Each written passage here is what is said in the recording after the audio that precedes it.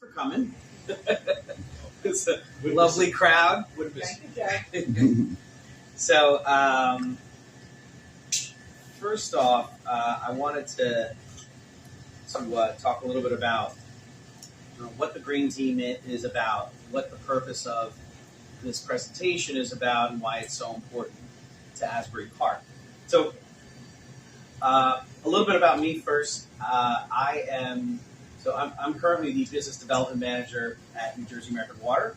Before that, I worked as development director at Sustainable Jersey, which is a statewide nonprofit that handles basically sustainability at the local level all over New Jersey. And we have a certification program as part of the nonprofit that towns will register for and kind of participate in. And the main part of the certification program are these various, what they call actions, sustainability actions that can be done at the local level from a discrete menu of discrete kind of strategies. And as a municipality completes and documents these different actions, they receive a certain amount of points from Sustainable Jersey. The more points you get, the more you get accolades. You get actual certification that's known throughout the country. It's an award-winning certification program. Asbury Park had a Greene team that was dormant for a long time, and a group of us got together about 4 years ago now to kind of recommit to being part of the Sustainable Jersey program. We quickly earned a bronze certification, and then the next year a silver certification. And Asbury Park became the first town in Monmouth County to receive a silver certification. And now we've done that 3 years in a row. This year we decided to put a pause on the certification program and concentrate on one particular issue area. And we decided to have that be water. So you can get after the silver certification, you can get a gold kind of recognition or gold standard recognition in a specific issue area. There's energy, there's public health, and there's water. And so we decided to concentrate on water. The fundamental action that has to be completed is for a municipality to complete and present and document their municipal water story. So we worked thanks to a grant from New Jersey American Water and through Sustainable Jersey. We as a Greene team worked to begin creating a municipal water story for Asbury Park. That way we could kind of share and advance Asbury Park's knowledge of our local water systems, give context and insight into things like our drinking water, our wastewater, and just as important is access to water in general from all parts of the community. So part of the water story is that residents would offer input and kind of enhance the story that we're building with information from their own experience with water. That way we could kind of provide a full picture of our natural resources. And that includes things like having these public gatherings. We're going to have a few more after this one as well. Shout out to Macrobites for letting us have it here. All right, and the water story is basically a catalyst. It's a conversation starter. It's to have a wider discussion in the community so we can formulate an overall water strategy. I would say that it's also important that we identify the challenges that we face as a community when it comes to water.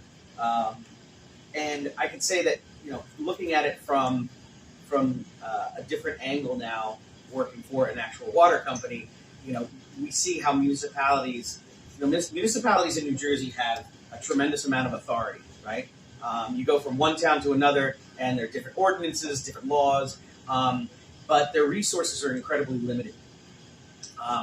And so you see with a lot of these regulations coming down from both federal and state governments that, look, we could debate about whether they're useful or whether they're not useful, but at the end of the day, these unfunded kind of mandates are things that have to be put in place with the local government, but when you've got resources that are already overstretched, it's really tough to, on the local level to do it. That's where we come in terms of best practices as a Greene team member to kind of help facilitate these kind of discussions and ideas to make Asbury Park more sustainable, right? Water touches every resident, so it really is a vehicle for everything from environmental justice, inclusion, diversity, and of course, just having something as simple as clean water. So the water sources in Asbury Park, the bodies of water themselves, the watersheds, there is a bit of wetlands in Asbury Park, and then the quality, classification, and monitoring of surface water. Going with the actual bodies of water, and we all kind of know this, but it's always good to, as a refresher, you've got the northern border of Asbury Park, that is kind of the terminus is Deal Lake, which, by the way, is the largest coastal lake in New Jersey. Southern border is Wesley Lake. The eastern border is obviously the ocean, and Sunset Lake is contained within Sunset Lake Park. So it's really it's an interesting kind of you don't have as many towns like Asbury Park that are almost completely bordered by water on at least 3 sides. So what's a watershed, right? So it's basically land areas that channel rain and snow to streams, to rivers, and eventually to different outflow points, to other bodies of water. They're separated from each other by high points such as hills and slopes, but it not only includes the waterway itself, but also the land surrounding it. So when we talk about, like Sunset Lake Park, it's not just Sunset Lake, it's everything around it as well. And wherever you are in New Jersey, you're in a watershed for the most part. Asbury Park is part of the Whale Pond, Shark River, Wreck Pond watershed. And they link. They're the main link between the land, the water, and our communities. In terms of the wetlands, it's just a small amount, but it's worth noting because a lot of people, when they think of Asbury Park, they don't think of wetlands, right? You've got a small acre on the western edge of Sunset Lake, where you see that little circle over there. Is classified as a deciduous wooded wetland, and then right over by Deal Lake, there's a little vegetated patch of natural area, about 2 acres, that's also considered wetlands. So, yeah, and so it's interesting because the scarcity of these kinds of things in Asbury Park is just as important to know about because of the fragility of it and the small amount that we have. So, in terms of the surface water quality, I'm not going to get too much into the details with this, but there's the DEP Marine Monitoring Program, there's DEP Bureau of Freshwater and Biological Monitoring, and then the County Health Department, all that monitor surface water quality in Asbury Park. There's the Coastal Lakes Observing Network, which is actually a collaboration with Monmouth County, Monmouth University, DEP, and a bunch of, I say a bunch, it's about 65 volunteer citizen scientists who have collected data on lake water quality and all that. So, and you can look that up. I'll give the link afterwards, but it's monmouth.edu CLONET. So community access to water.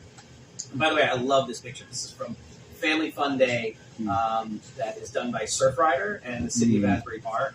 And one of the big issues in Asbury has always been kind of access to water, and the barriers that kind of prevent our own residents from utilizing it and using it to its fullest capacity. So obviously, ocean's used for all kinds of wonderful things. The lakes for fishing and boating. We have recreational fishing, which I'll show you that we actually mapped out where the kind of fishing spots are in Asbury Park. But some of the barriers, such as paying for beach access, paying for parking, are kind of some of the non-physical barriers that are more socioeconomic barriers where it causes a division between a lot of folks, especially on the west side where we're at right now, kind of lacking that sense of ownership of something as important as our bodies of water. But we see that things such as sidewalks, signs and wayfinding, adequate bike racks, increases access just to get to the beach or to the lakes. I added a little bit about harmful algae blooms, just because it's something to kind of keep in mind. You see news reports about them. They can be dangerous to people and animals because they produce certain toxins. Fortunately, Asbury Park lakes have had few instances of harmful algae blooms, but if you go like up north to like Lake Patcom, places like that, it's rife with all those kind of things. So these are the public fishing points. I know it's a little blurry, but you see the dark blue kind of dots right there around Deal Lake. And we have the oldest, in Asbury Park, we have the oldest freshwater fishing club in the country. I didn't know that. Well, John Moore, the mayor, told me that, so that's good. Drinking water. So we have, one second here. So with the drinking water, Asbury Park's drinking water supply is provided by New Jersey American Water, and we test annually for over 100 contaminants, and we publish the report. Lead is always a really important kind of issue, especially in the past couple of years. What's gone on in other distressed communities throughout the country. We look at Jackson, Mississippi. We look at Flint, Michigan. So there's always a concern about lead. It's not a known concern in our system, but residents should be aware of possible lead pipes in older homes. And we don't have any private wells in Asbury Park. If you go to other places in Monmouth County, you would see something like that. So I'm going to stop right here for a second because I wanted to introduce Joe Meyer. And I always get your title mixed up. He's the senior director of.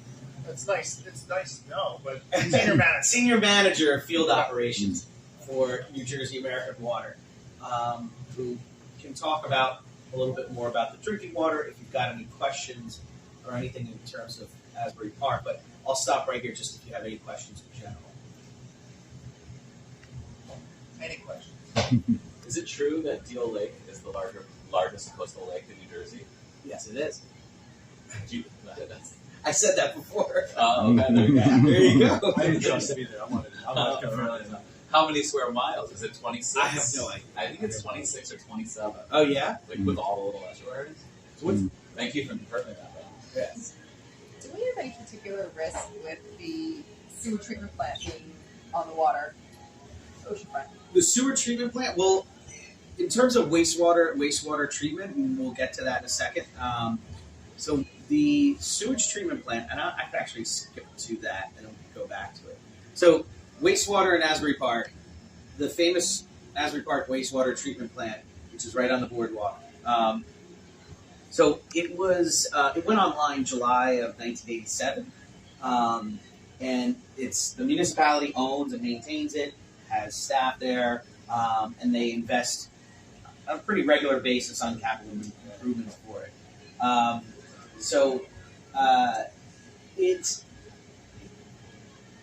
It's a pretty interesting plant in that it's now also used for public art, and it's kind of like its own landmark. It's the only piece of land I think that the city owns on the waterfront. Is it a problem? It could be in terms of the next major superstorm hitting. You know what I mean? It's a concern that I think a lot of folks have. But it's kind of one of those things where the city is going to discuss what to do with it, how to maintain it, how to make it more resilient, and go from there. Because the permit that we have allows for 4.4 million gallons per day, and it serves all of Asbury Park and a little sliver of Interlake as well. I know during Sandy it flooded, but it stayed, it recovered and then kept going the whole time. But again, it's one of those things where we have to weigh the pros and cons of having the wastewater treatment plant right there on the boardwalk. The reason for it was because it's such a concentrated town. there really was no other place to put it when they had to put it online. Where are you going to put a wastewater treatment plant? The only place they could think of was 7-Eleven is now. Right. The only other place was right on right by the 7th Ave over there. So that was really the reason why, because nobody wanted a wastewater treatment plant in their backyard. That's where the old wastewater treatment plant was, I think, too. Yeah. Yep. As it relates to like high levels of bacteria in the ocean, do you feel like this contributes to the levels of bacteria? Maybe it's like aligned with what DEP says is like standard, but then in addition to other like bacteria entering, any concerns regarding that or information, and then also like how effective is our community engagement regarding those concerns? Like what channels do we have to play to make sure people are aware when those surges of bacteria are in the ocean and the public Good question. is safe? I mean, what's discharged is treated wastewater, so it's. I mean, For the most part, the reason for wastewater treatment facilities is to produce a effluent that meets the standards of the DEP, EPA, that doesn't have a negative impact on the environment or wherever it's discharged. There's a lot of other contributing factors to the bacteria rise in any body of water, including the ocean and your lakes and your back bays. But everything is geared to minimize that risk and control what you can control. Mentioning Superstorm Sandy, a lot of utilities have been impacted because it was a once-in-a-100-year event. And you can try to plan for that once-in-a-100-year event, but when it happens, a lot of the rules get changed real quick. The level of contribution of bacteria into the ocean specifically, multiple factors, not just isolated to the wastewater facility. There are locations that I've visited where you have people that have worked in the industry for 35 to 40 years, and they will take a cup. They will go to the effluent of a wastewater treatment plant, and they will drink it.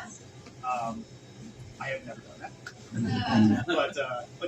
but that happens. I mean, that's the quality of water that they're discharging.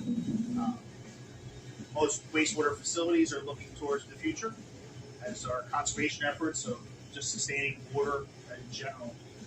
There is a reuse idea on the table. It's probably more prevalent in California right now, but a lot of that is, we're just discharging this water into bodies, whether it be the ocean or what have you. And there's an idea that maybe we should be putting it back into streams where we're reclaiming it and using it for drinking water. Look at Asbury, the effluent going out. How does that relate to the amount of water we're using? It's got to be similar, right? There's a direct correlation. But when you have a wastewater facility, you also have the collection system within the roadways. Oh, right. And those pipes are, aging, just like any other structure. So there is infiltration when it comes to rain events or natural groundwater. So some of the total volume that's discharged is not just what you consume or what a household consumes. It's also from the earth and, whether it be rain events or groundwater. So It's a lot of water going out there that could be reused. there's a lot of water. Yeah. A lot of water. We'll be drinking it one day. So I've heard about like pharmaceuticals being an issue with wastewater that gets used. Are you aware of that concern? Like chemical pharmaceuticals, like it's from like humans dumping pills in their toilets and I things think like that. most NUAs and regional authorities have identified that the proper disposal of your medicine cabinet is important, especially with the amount of medications that are out there. But there are regulations put in place to kind of monitor that, and they have to do the best job in treating it, just like drinking. Right, Joe? That's correct. All right. Jana just has a quick question. Oh yeah. Yeah. In terms of implementing green infrastructure, how does that ease the pressure on a sewer treatment plant, or does it? What does it do for water supply? In terms of the I want to listen to you right now. yeah, I know. I'm wondering how green infrastructure would work in something like a sewage treatment plant. I wouldn't know the answer to that. You'd see Yeah. a lot less reaching a sewer treatment plant, right? Because the pipes that are going to the stormwater system, you're diverting water from getting into those inlets, And that's what's Well, right? The water is then well, the they're separate. stormwater. The stormwater is separate. The stormwater is separate, right? So it's not Most locations, you have two systems. You have your stormwater system and you have your wastewater system. right, There are locations where they are combined systems, right. which is really where what you're talking about comes into play, where the infrastructure probably should be redesigned and refigured to both utilize some of that reusable water without going through treatment, such as the storm drain. But that's not the case here. But that's It's not a that's combined. just great to point out that Asbury's got a separate system.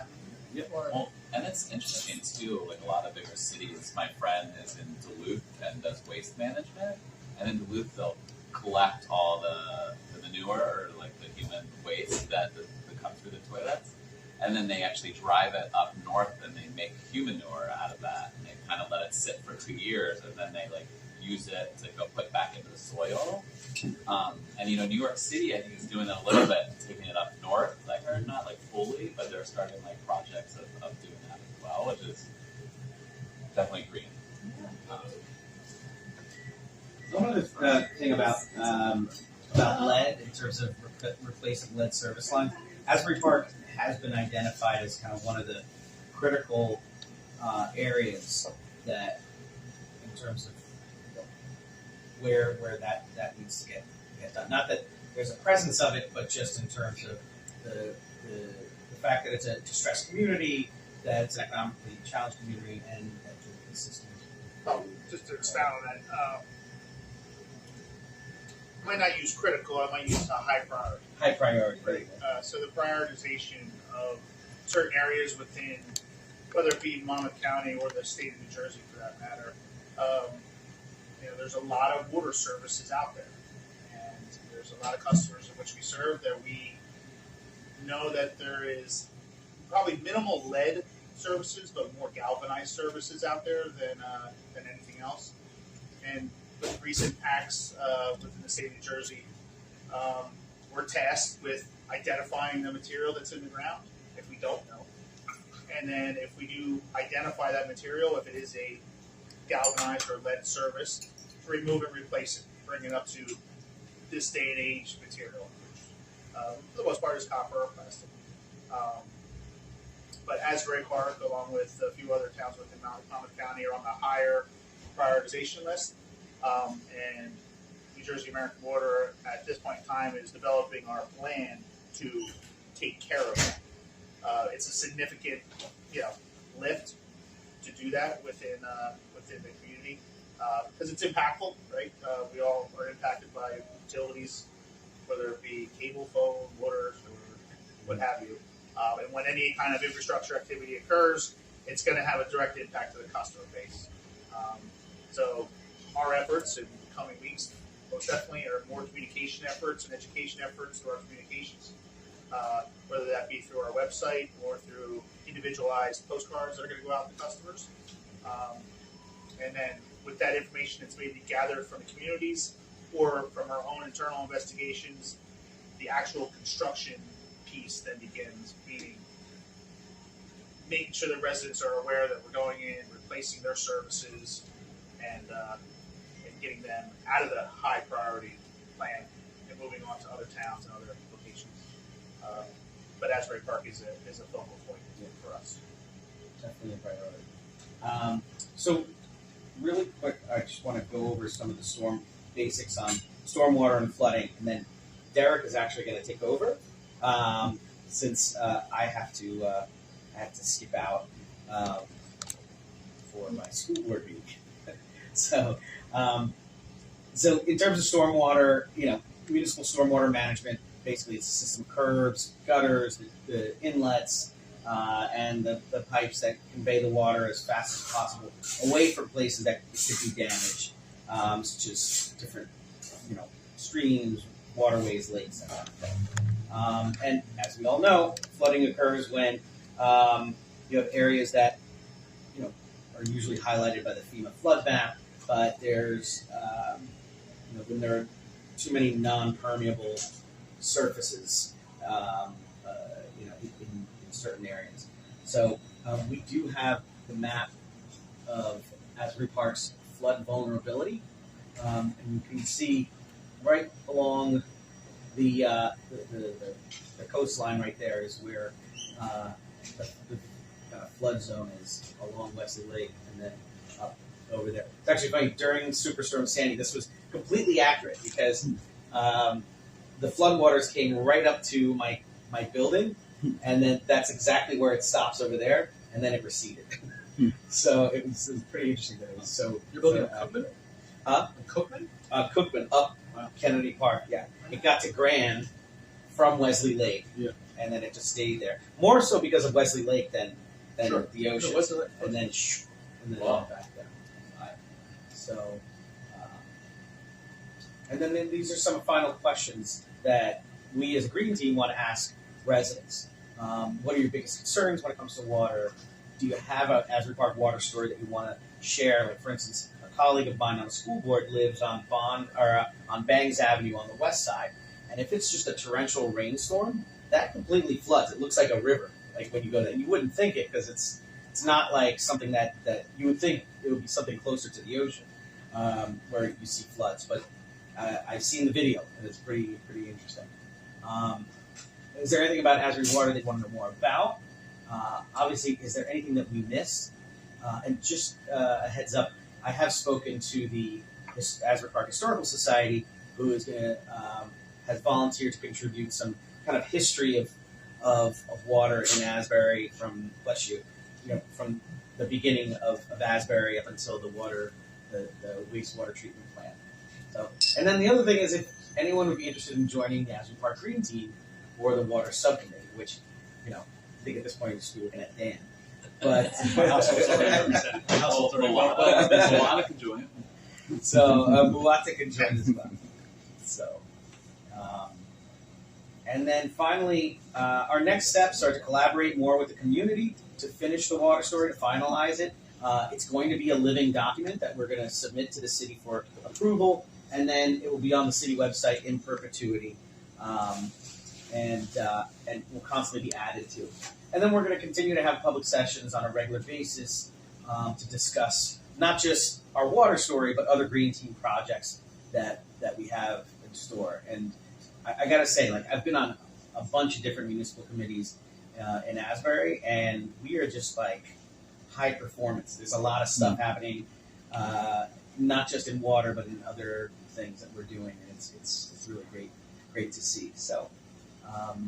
And so, big shout out, thank you to Sustainable Jersey, particularly Ann Heasley, New Jersey American Water, obviously, City of Asbury Park, and all the different departments that helped out, especially Michelle Alonso and Irina Gasparian, who's now gone from here, and also our DPW.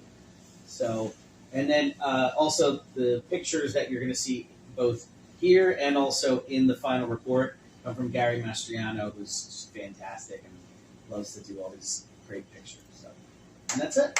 Woo!